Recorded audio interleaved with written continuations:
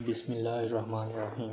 موجودہ حکومت کا ارادہ تھا کہ ترک حکومت سے اظہار یکجہتی کے لیے غازی ارطغرل نامی ڈرامہ قومی زبان میں ڈب کر کے ان کی زبان چینج کر کے ہم وطنوں کو دکھایا جا سکتا، لیکن یہ نہ جانے کیوں یہ منصوبہ تھا۔ یہ ڈرامہ بھی وہی جذبات ابال سکتا تھا جو کبھی نسیم حجازی کے تاریخی ناول پڑھ کے دلوں میں جوش و جذبہ ٹھاٹھے مارتا ہوا محسوس ہوتا تھا۔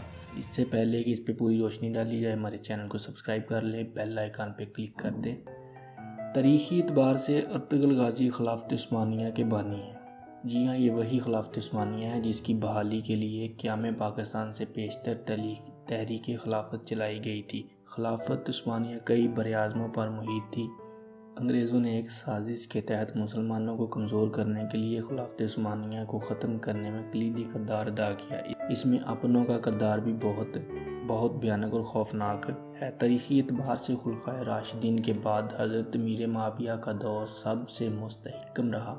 ان کے ٹھوس اور انقلابی اقدامات میں ایک جدید ریاست کا تصور کو اجاگر کیا۔ دنیا میں پہلا بحری بیڑا بھی حضرت امیر معاویہ کے دور حکومت میں بنایا گیا۔ فتوحات کے لحاظ سے بھی ان کا دور اسلامی تاریخ کا سنہری دور کہا جا سکتا ہے۔ ان کے بعد خلافت بادشاہت میں تبدیل ہو گئی۔ موروثی بنیادوں پر خلیفہ کے چناؤ کیے جانے لگے۔ خلیفہ کسی کو جواب دہ نہیں تھا۔ بنو امیہ کی 90 سالہ دور حکومت میں حضرت عمر بن عبدالعزیز نے خلفائے راشدین کی یاد تازہ کر دی۔ انہیں اسی بنیادوں پر 5واں خلیفہ راشد کہا جاتا ہے۔ بنو امیہ کی خلافت کے بعد بنو عباس نے 5 سال تک حکومت کی۔ عباسی دور کے آخری دنوں میں خلافت برائے نام رہ گئی۔ متعدد ممالک اور شہروں میں شاہی خاندانوں کے امراء اور طاقتور جرنیلوں نے اپنی اپنی حکومت کا اعلان کر رکھا تھا، جو اپنے آپ کو عباسی خلیفہ کے تابع فرمان قرار دیتے تھے، لیکن اس کے باوجود مساجد میں خطبہ خلیفہ کے نام کا ہی پڑھا جاتا تھا۔ جب ہلاکو خان نے بغداد پر حملہ کیا، ظلم و بربریت کی بازار گرم کیا، بیشتر عباسی خاندان افراد شہید ہو گئے۔ اسی طرح 5 صدیوں پر محیط عباسی خاندان کی حکومت کا خاتمہ ہو گیا۔ یہ عملی طور پر خلافت کا خاتمہ ثابت ہوا۔ اس کے کچھ عرصہ بعد مصر کے بادشاہ حیرس نے واحد زندہ بچ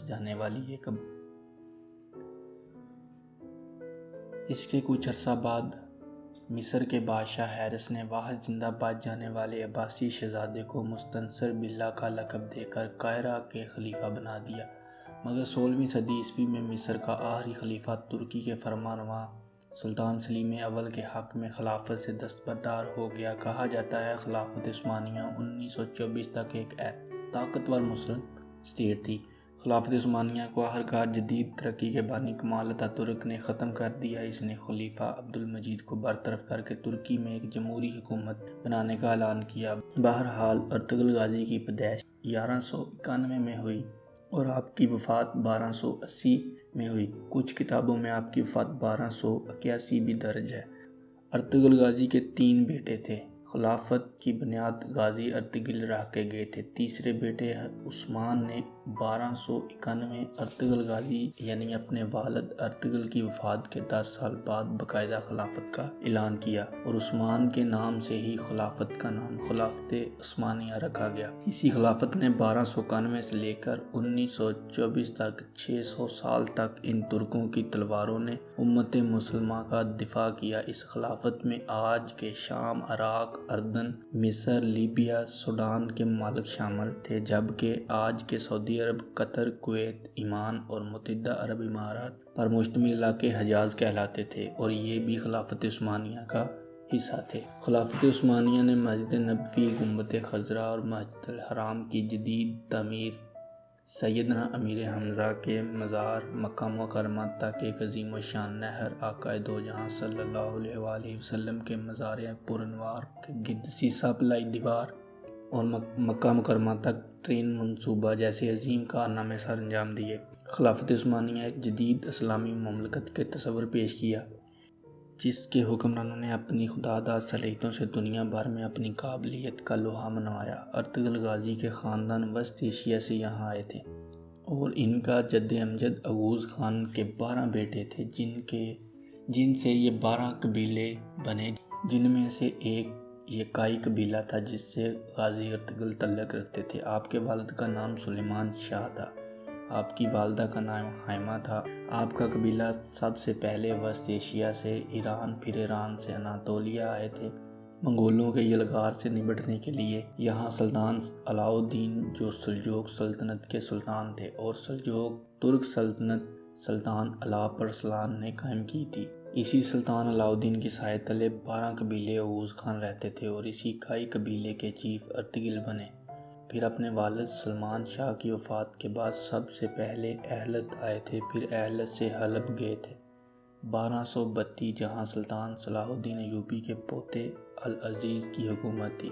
سب سے پہلے ارطغرل نے العزیز کو اس کے محل میں موجود غداروں سے نجات دلائی، پھر اسی سے دوستی کی، پھر سلطان علاؤ الدین کی بھتیجی حلیمہ سلطان سے شادی کی، جس سے آپ کو 3 بیٹے ہوئے جنہوں نے ایوبیوں اور سلجوقیوں کی دوستی کروائی۔ صلیبیوں کا ایک مضبوط قلعے کو فتح کیا جو حلب کے قریب تھا۔ اس کے بعد ارطغرل سلطان علاؤ الدین کے بہت قریب ہو گیا۔ اس کے بعد منگولوں کے یلغار قریب ہوئے تو ارطغرل نے منگولوں کے ایک اہم لیڈر نویان کو شکست دی۔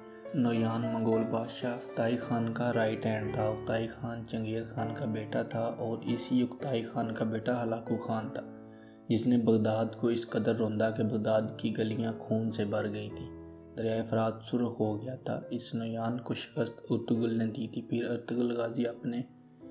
پھر غازی ارطغرل اپنے قبیلے کو لے کر سوگت آئے بالکل قسطنطنیہ کے قریب، اور پہلے وہاں بازنطین کے ایک اہم قلعے کو فتح کیا اور یہیں تمام ترک قبیلوں کو اکٹھا کیا، اور سلطان علاؤ الدین کے بعد آپ کے بیٹے غیاث الدین سلطان بن گئے۔ ان کی بیٹی کے ساتھ ہی عثمان کی شادی ہوئی۔ عثمان ارطغرل کے تیسرے بیٹے تھے۔